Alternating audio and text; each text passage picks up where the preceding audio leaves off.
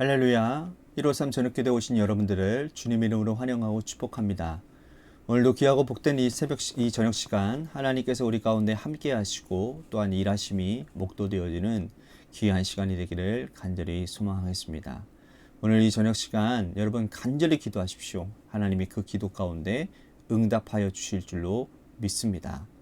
먼저 하나님의 말씀 보도록 하겠습니다. 사도행전 14장 19절에서 28절 말씀까지 보겠습니다. 사도행전 14장 19절에서 28절입니다. 우리 같이 한 목소리로 다 함께 봉독하도록 하겠습니다. 시작. 유대인들이 안디옥과 이고니온에서 와서 무리를 충동하니 그들이 돌로 바울을 쳐서 죽은 줄로 알고 시외로 끌어내치니라. 제자들이 둘러섰을 때에 바울이 일어나 그 성에 들어갔다가 이튿날 바나바와 함께 더베로 가서 복음을 그 성에서 전하여 많은 사람을 제자로 삼고 루스드라와 이고니온과 안디옥으로 돌아가서 제자들의 마음을 굳게 하여 이 믿음에 머물러 있으라 권하고 또 우리가 하나님의 나라에 들어가려면 많은 환난을 겪어야 할 것이라 하고 각 교회에서 장로들을 택하여 금식 기도하며 그들이 믿는 주께 그들을 위탁하고 비시디아 가운데로 지나서 밤밀리아에 이르러 말씀을 버가에서 전하고 아달리아로 내려가서 거기서 배 타고 안디옥에 이르니 이곳은 두 사도가 이룬 그 일을 위하여 전에 하나님의 은혜에 부탁하던 곳이라. 그들이 이르러 교회를 모아 하나님이 함께 행하신 모든 일과 이방인들에게 믿음의 문을 여신 것을 보고하고 제자들과 함께 오래 있으니라. 아멘.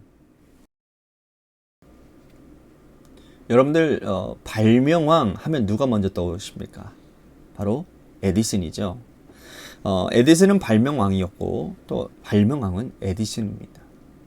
에디슨이 가지고 있던 특허가 1000여 건이 넘기 때문에 그를 발명왕이라고 부르는 것은 당연한 것입니다. 그가 발명한 많은 물건 가운데 가장 어려웠던 것이 바로 전구였다고 합니다. 전구를 발견하기 위해 그는 수천 번에 걸친 실패를 거듭해야만 했다고 해요. 하지만 그는 그것을 실패라고 여기지 않았고 그것은 하나의 과정이었고 실험뿐이지 이게 왜 실패냐고 오히려 반문했다고 합니다. 이것이 일반적인 사람과 에디슨을 가르는 결정적인 차이라고 할 수 있을 것 같습니다. 보통 사람들 같은 우리와 같은 보통 사람들은 여러 번 실패를 경험하면 포기해버립니다. 내 적성이 아니니 더 잘할 수 있는 길을 택하겠다라고 생각을 하죠. 하지만 에디슨은 될 때까지 했습니다. 어쩌면 그는 천재가 아니라 미련한 사람이라고 할지 모르겠습니다. 포기를 모르고 어리석고 때로는 우둔하기까지 했습니다. 근데 역사는 이런 사람들에 의해서 바뀌어지는 것 같습니다. 역사에 큰 획을 그은 사람들을 보면 에디슨과 같이 포기를 모르는 사람들, 저돌적인 사람들이 많았으니까 말이에요. 복음의 역사도 마찬가지인 거 아십니까? 여러분, 바나바와 바울, 이 두 사람은 포기를 모르고 역경을 극복하는 믿음의 사람, 고난을 두려워하지 않는 믿음의 사람들이었습니다. 이들을 통해서 복음의 역사가 이루어지게 되었고 오늘 우리까지 이 복음을 받아들일 수 있지 않게 되었습니까? 안디옥 교회는 기둥과 같은 두 일꾼 바나바와 사울을 따로 세웠습니다. 선교를 위해서 그들을 파송했어요. 수행원으로 마가 요한을 데리고 가도록 했습니다. 그러나 마가 요한은 여러분들 아시는 대로 중간에 포기하고 돌아가 버리죠. 타우루스 산맥을 넘어서 비디시아 안디옥으로 가는 길이 너무나도 험난하고 무서웠기 때문에 이 마가 요한은 집으로 돌아가게 되었습니다. 그도 그럴 것이 여러분 마가의 다락방이라고 여러분들 기억나시죠? 마가의 다락방이 얼마나 크면 200명이 함께 모여서 기도를 하겠습니까? 그 마가가 누구의 집이냐? 바로 이 요한의 집입니다. 그러니 짐작할 수 있는 것은 이 마가 요한은 엄청난 부잣집에서 자랐기 때문에 이 귀하게 자란 이 사람이 험난한 선교지를 여행을 떠나고 또 그 험난한 산맥을 지나간다고 할 때에 쉽지 않은 길이었을 거예요. 그러니 자신의 능력으로는 능력 밖의 일이라고 생각하고는 포기했던 것이죠. 이제 두 사람, 바나바와 사울만 남게 되었습니다. 하나님은 사울을 바울로 바꿔주셨습니다. 사울은 큰 자라는 뜻인데 바울은 작은 자라는 뜻입니다. 그는 세상에서 큰 자가 되기 위해 야망을 가지고 살았지만 복음을 전하는 자로서 복음 앞에서 작은 자로 살아가리라 라는 의미로 하나님은 그의 이름을 바울로 바꿔주신 것 같습니다. 이때부터 두 사람 사이의 영적인 지도력은 바나바에게서 바울로 넘어가게 돼요. 그들은 타우로스 산맥을 지나서 비디시아 안디옥을 지나서 이고니온으로, 이고니온에서는 유대인들의 회당에 들어가서 복음을 전합니다. 그런데 복음을 받아들이는 사람들의 태도가 두 갈래로 나눠지게 되는데요. 어떻게 나눠지냐 하면 손과 기적과 기사를 행하게 해서 자기의 은혜의 말씀을 증언하게 해서 두 부류로 나눠지게 되는데 유대인을 따르는 자들이 있고 두 사도를 따르는 자들이 있다라는 거예요. 자, 여러분, 이걸 보면 복음은요, 회색지대가 없습니다. 따르든지 따르지 않든지 양자택일인 것 같아요. 유대인의 회당에서 복음을 몇 주간 전했던 이 바울과 바나바 일행을 따르는 사람들도 있었고 극단적인 유대주의자들의 심태되어져서 그들을 돌로 치려는 사람들이 있었다라는 겁니다. 그들은 실제로 바울과 바나바를 죽이려고 달려들었습니다. 이에 이고니온에 오래 머물 수 있을 수 없어서 이 두 사람은 루스라와 더베로 갑니다.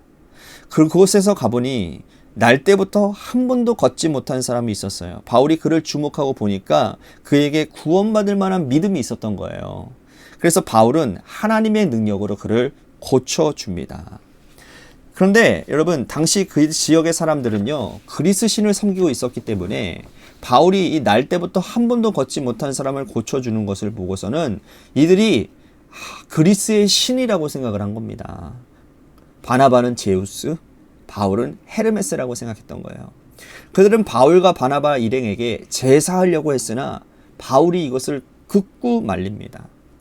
바울이 겨우 군중들을 진정시켜요. 그런데 문제는 이 비시디아 안디옥과 이고니온에서 바울 일행을 돌로 치려고 했던 사람들이 여기까지 쫓아온 거예요. 이들이 몰려와서 무리를 충동일으킵니다. 바울과 바나바는 사람들을 어지럽히는 자들이니 돌로 쳐서 죽임이 마땅하다라고 막 선동을 하는 거죠. 이 선동받은 사람들은 이 바울과 바나바에게 돌을 던집니다. 돌을 던져요. 그리고는 이 바울이 복음을 전하다가 돌에 맞아 죽을 지경이 되었습니다. 그런데 하나님은 그를 죽도록 내버려 두지 않으시죠. 아직 복음 전할 곳이 많이 있기 때문입니다. 이제 막 1차 선교 여행을 시작했고 앞으로 가야 할 길들이 많이 남아있는데 지금 여기서 죽어버리면 이방을 위해 택한 그릇 바울을 써보지도 못하는 것 아니겠습니까? 그래서 하나님께서 이 바울을 더베로 은혜 가운데 더베로 보내주시는 거예요. 자, 바울이 일어난 이후의 행적이 굉장히 중요합니다. 자, 죽은 줄만 알았던 바울이 일어나서 더베로 가는데 이 이후의 행적이 중요한 거예요. 사람들은요, 보세요. 이러한 큰 일을 당하면 트라우마가 생깁니다. 복음을 전하다가 돌을 맞다가 죽을 뻔했어요. 거의 죽을 직전까지 갔단 말이에요. 그러면 여러분 생각해 보세요. 그 일을 다시 하기가 쉬운 일이겠습니까? 두려운 일인 거예요. 겁이 납니다. 제자들은요, 예수님께서 십자가에 달려 돌아가시고 난 후에 유대인들을 두려워해서 어떻게 했습니까? 다 도망가고 그리고 문을 닫고 방에 모여 있지 않았습니까? 왜? 두려움 때문에. 그런데 바울과 바나바는 두려워하지 않았어요. 돌에 맞았지만 다시 툭툭 털고 일어나서 더베로 들어갑니다. 거기서 그치지 않아요. 이들은 복음을 들고서 많은 사람들을 제자로 삼고 다시 더베로 들어갑니다. 그리고 그들이 그들을 죽이려고 했던, 돌을 들고 죽이려고 했던 유대인들이 아직도 기다리고 있는 그 루스드라와 이고니온으로 다시 돌아가서 제자들의 마음을 굳게 합니다. 이 믿음에 머물러 있어라. 하나님의 나라에 들어가려면 환난을 많이 겪어야 된다라고 그들에게 권면하는 그런 장면이 나와요. 여러분, 이거 놀랍지 않습니까? 돌로 치려고 하는 사람들이 기다리고 있는 그런 가운데서도 이들은 그 고난을 직면합니다. 피하지 않아요. 복음을 전하는 것을 피하면 언제 유대인들에게 복음을 전하고 언제 이방인들에게 하나님 앞으로 돌아오게 하냐라는 거예요. 이 두 사람은 1차 선교회뿐만 아니라 2차, 3차 선교회 때마다 이 루스드라와 이고니온을 지나갑니다. 자기들에게 돌로 죽이려고 했던 이 자들이 있는 곳을 지나가는 거예요. 피하지 않는 거예요. 오늘 우리는 이 두 사람의 믿음의 여정을 보면서 우리의 연약함을 좀 발견하게 됩니다. 우리는 트라우마라고 하는 이름으로 믿음 생활을 피해갈 때가 참 많은 것 같아요. 나에게 상처를 준 사람을 피해가고 또 상처를 입은 집단도 피해갈 때가 있습니다. 봉사를 하다가 마음에 상처를 입으면 그 자리를 피해갈 때도 있는 것 같습니다. 여러분, 그런데 우리는 오늘 이 사도 바울과 바나바의 모습을 통해서 우리는 피해가는 게 아니라 직면해야 됨을 우리들은 말씀하고 있는 것 같습니다. 믿음을 가지고 복음을 전하는 현장으로 들어가야 되고 복음의 능력을 전하는 일을 포기하거나 뒷걸음치는 일이 없어야 된다는 거예요. 어려운 일이지만 말이죠. 여러분, 기억하십시오. 복음은 위대한 능력이 있습니다. 죽은 자도 살리는 능력이 복음이고요. 한 번도 걸어보지 못한 자를 일으키는 것이 복음의 능력입니다. 우리가 이 복음을 가진 자로서 회피하거나 포기해서가 아니라 돌파하여 최후의 승리를 얻는 그러한 믿음의 사람들이 되셔야 될 줄로 믿습니다.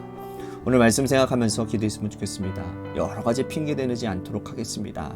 복음 전하는 일, 하나님 나라를 세우는 일에 피하지 않고 정면 돌파하는 사람이 되겠습니다.